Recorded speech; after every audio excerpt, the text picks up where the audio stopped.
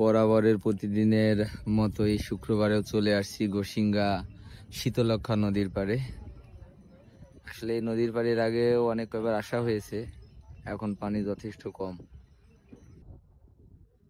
নদীর এপাশ থেকে এপাশে যাতায়াতের জন্য এই যে নৌকাগুলো, নৌকাতে করে সবাই যাতায়াত করে।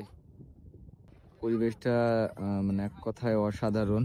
ঝিরিঝিরি বাতাস হচ্ছে।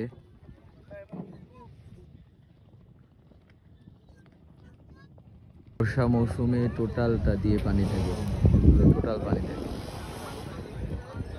সামনে এটা গোসিঙ্গা বাজার।